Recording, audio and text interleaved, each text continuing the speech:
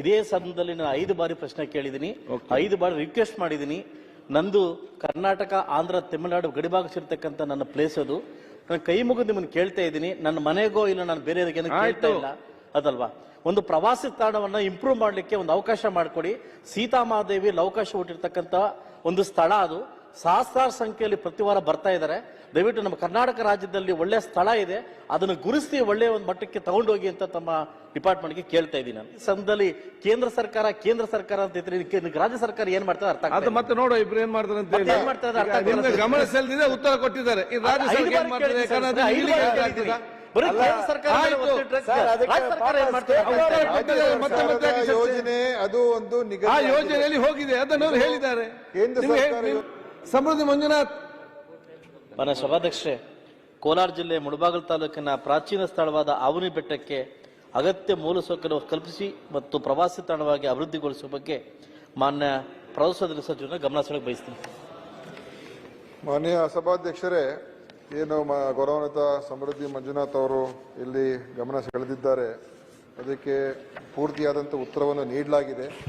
ಅದರ ಮೇಲೆ ಇನ್ನೇನಾದರೂ ಅವರಿಗೆ ಉಪ ಪ್ರಶ್ನೆ ಅಥವಾ ಇನ್ನೇನಾದರೂ ವಿಷಯಗಳಲ್ಲಿ ಪ್ರಸ್ತಾಪ ಮಾಡೋದಿದ್ರೆ ಅವ್ರು ಹೇಳ್ಬೋದು. ಹೇಳಿದರೆ ಅಲ್ಲಿಗೆ ಈಗ ಕೇಂದ್ರ ಸರ್ಕಾರದ ಒಂದು ಯೋಜನೆ ಅಡಿಯಲ್ಲಿ ಅದನ್ನು ತಗೊಳ್ತಕ್ಕಂಥದ್ದಕ್ಕೆ ಪ್ರಸ್ತಾವನೆ ಸಲ್ಲಿಸಿದ್ದಾರೆ. ಅದು ಅನುಮೋದನೆಗೆ ನಿರೀಕ್ಷೆಯಲ್ಲಿದ್ದೇವೆ. ಅನುಮೋದನೆ ಸಿಕ್ಕಿದ ತಕ್ಷಣ ಅವರ ಒಂದು ಯೋಜನೆ ಜಾರಿಗೊಳಿಸೋಕೆ ಸಾಧ್ಯ ಆಗ್ತದೆ. ಮಾನ್ಯ ಸಭಾಧ್ಯಕ್ಷರೇ, ನಾನು ಪ್ರವಾಸದ ಸಚಿವರನ್ನ ಬಯಸಿದ್ದೆ, ಆದರೆ ನಮ್ಮ ಆರೋಗ್ಯ ಸಚಿವ ಉತ್ತರ ಕೊಡ್ತಾವ್ರೆ. ಬಟ್ ಒಪ್ಕೊಂತೀನಿ, ಬಟ್ ಉತ್ತರ ಸಿಕ್ಕಿದೆ ಸಭಾಧ್ಯಕ್ಷರೇ. ಇದೇ ಸಂದರ್ಭದಲ್ಲಿ ನಾನು 5 ಬಾರಿ ಪ್ರಶ್ನೆ ಕೇಳಿದ್ದೀನಿ, 5 ಬಾರಿ ರಿಕ್ವೆಸ್ಟ್ ಮಾಡಿದ್ದೀನಿ. ನಂದು ಕರ್ನಾಟಕ, ಆಂಧ್ರ, ತಮಿಳುನಾಡು ಗಡಿಭಾಗ ಸೇರ್ತಕ್ಕಂಥ ನನ್ನ ಪ್ಲೇಸ್ ಅದು.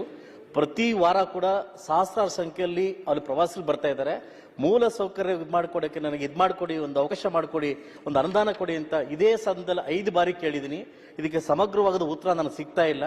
ಈ ಬಾರಿ ಕೂಡ, ಕಳೆದ ಬಾರಿ ಕೂಡ 25-26 ಆಯವ್ಯಯದಲ್ಲಿ 50 ಕೋಟಿ ರೂಪಾಯಿಗಳನ್ನ ನನ್ನ ಜಿಲ್ಲೆಗೆ ಕೊಟ್ಟಿಲ್ಲ, ಬೇರೆ ಜಿಲ್ಲೆಗೆ ಕೊಟ್ಟಿದ್ರೆ. ನಾನು ಕೈ ಮುಗಿದು ನಿಮ್ಮನ್ನು ಕೇಳ್ತಾ ಇದ್ದೀನಿ, ನನ್ನ ಮನೆಗೋ ಇಲ್ಲ ನಾನು ಬೇರೆಯವರಿಗೆ ಕೇಳ್ತಾ ಇಲ್ಲ ಅದಲ್ವಾ. ಒಂದು ಪ್ರವಾಸಿ ತಾಣವನ್ನ ಇಂಪ್ರೂವ್ ಮಾಡ್ಲಿಕ್ಕೆ ಒಂದು ಅವಕಾಶ ಮಾಡಿಕೊಡಿ. ಸೀತಾಮಹಾದೇವಿ ಅವಕಾಶ ಹುಟ್ಟಿರ್ತಕ್ಕಂಥ ಒಂದು ಸ್ಥಳ ಅದು. ಸಹಸ್ರಾರು ಸಂಖ್ಯೆಯಲ್ಲಿ ಪ್ರತಿ ವಾರ ಬರ್ತಾ ಇದ್ದಾರೆ. ದಯವಿಟ್ಟು ನಮ್ಮ ಕರ್ನಾಟಕ ರಾಜ್ಯದಲ್ಲಿ ಒಳ್ಳೆ ಸ್ಥಳ ಇದೆ, ಅದನ್ನು ಗುರುತಿಸಿ ಒಳ್ಳೆಯ ಒಂದು ಮಟ್ಟಕ್ಕೆ ತಗೊಂಡೋಗಿ ಅಂತ ತಮ್ಮ ಡಿಪಾರ್ಟ್ಮೆಂಟ್ಗೆ ಕೇಳ್ತಾ ಇದ್ದೀನಿ ನಾನು. ಸಭಾಧ್ಯಕ್ಷರೇ, ಈಗಾಗಲೇ ಅವ್ರು ಹೇಳಿದಂಗೆ 50 ಕೋಟಿ ರೂಪಾಯಿಗೆ 10 ಜಿಲ್ಲೆಗಳಲ್ಲಿ 10 ಯೋಜನೆಗೆ ಈಗ ಅದಕ್ಕೆ ಅನುಮೋದನೆ ಸಿಕ್ಕಾಗಿದೆ. ಅದು ಬೇರೆ ಯೋಜನೆಗಳು. ಇವ್ರ ಯೋಜನೆಗೆ ಮಾರ್ಚ್ 27ನೇ ತಾರೀಕು ಮಾರ್ಚ್ 2025ರಲ್ಲಿ ಪ್ರಸ್ತಾವನೆ ಸಲ್ಲಿಸಲಾಗಿದೆ. ಇನ್ನೂ ಕೂಡ ಕೇಂದ್ರ ಸರ್ಕಾರದ ಒಂದು ಯೋಜನೆ ಅದೇನಿದೆ, ಸ್ವದೇಶ್ ದರ್ಶನ್ ಯೋಜನೆ, ಅದರಲ್ಲಿ ನಿರೀಕ್ಷೆಯಲ್ಲಿದ್ದೇವೆ. ಅದು ಖಂಡಿತ ಬರ್ತದೆ. ಅದು ಬಂದಾಗ ನಿಮ್ಮ ಒಂದು ಯೋಜನೆ ಮಾಡೋದಕ್ಕೆ ಸಾಧ್ಯ ಆಗ್ತದೆ. ಡಾಕ್ಟರ್ ಮಂತರ್ಗೌಡ.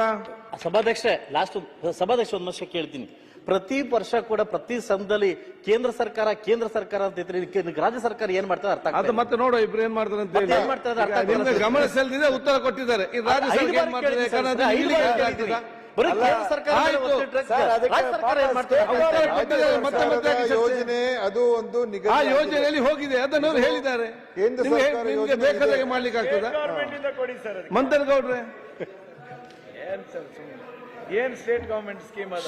ಮಂತರ್ಗೌಡ್ರೆ, ಕೇಂದ್ರ ಸರ್ಕಾರವನ್ನು ನಂಬಿಕೊಂಡೇ ಮಾಡ್ತಾರೆ. ಆಯ್ತಪ್ಪ.